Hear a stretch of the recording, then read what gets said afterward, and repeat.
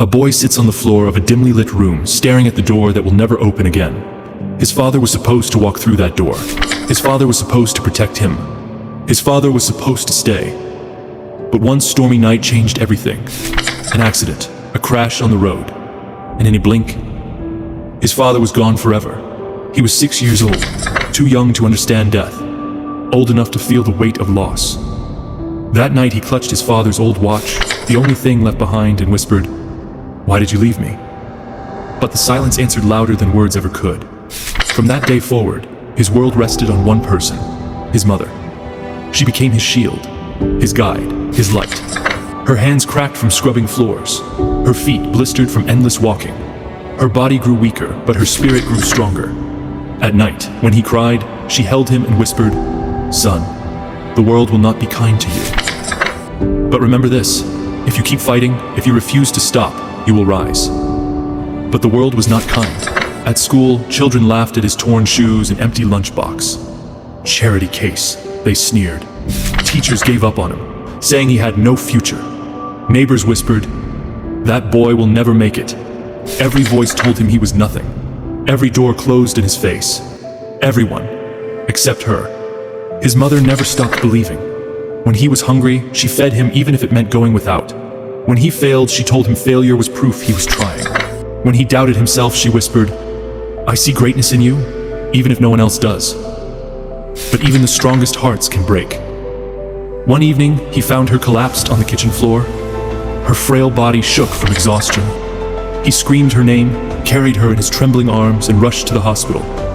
Doctors said she was malnourished, overworked, barely holding on. He sat beside her all night, gripping her hand, whispering, "Please don't leave me." "You're all I have left." In that moment, as he watched her fragile chest rise and fall, he made a vow. "I will not let her sacrifice be wasted. I will change our story, even if it takes my entire life."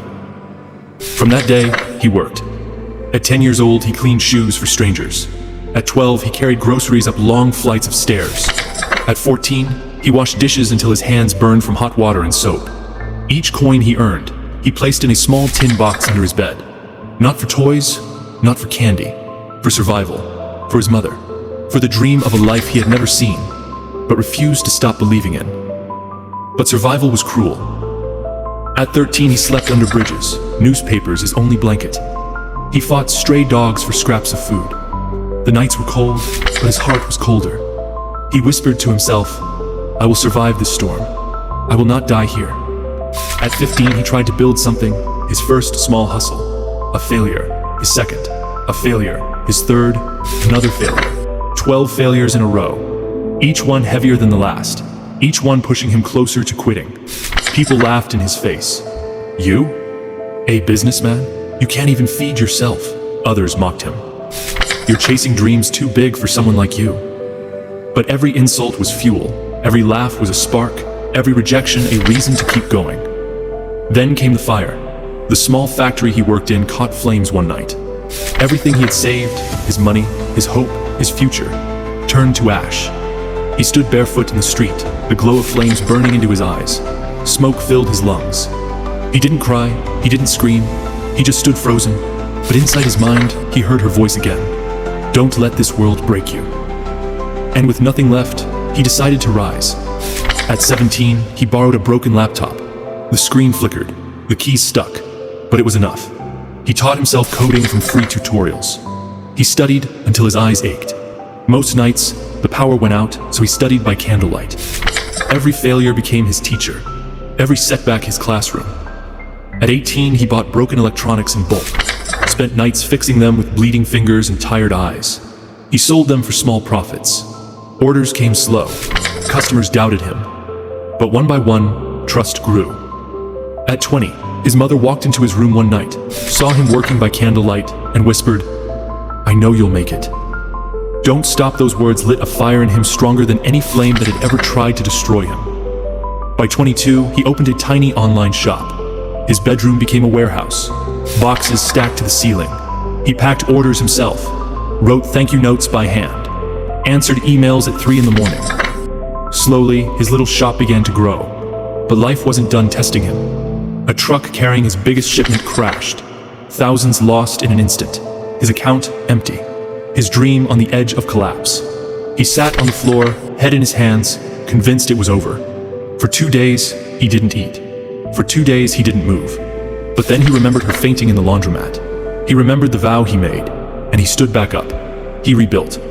Again. And again. And again. By 26, he had employees. By 28, he had warehouses. By 30, he had built a brand known across the world. The boy who once stuffed cardboard in his shoes now designed sneakers worn by thousands. The boy who once drank water to kill his hunger now sat at tables with investors worth billions. The boy everyone rejected became the man the world could no longer ignore. But when asked about success, he didn't speak about money or cars or mansions. He spoke about her, his mother. He said, "I am not here because I was the smartest. I am not here because I was the luckiest. I am here because I refused to stop. And because one woman, my mother, refused to stop believing in me." And then, he walked into an orphanage. He knelt down to a boy sitting alone, just as he once had, and said, "You are not invisible. I see you, and one day, the world will too." So if you're listening right now, broken, rejected, invisible, remember his story. Remember the boy who lost everything. Remember the boy who was laughed at, abandoned, mocked. Remember the boy who had no one but still refused to quit. Because maybe, just maybe, that boy is you. And one day, the world will no longer ask, "Who are you?" They will say, "We always knew you were destined for greatness." Because survival is not avoiding the fire. It is becoming the fire.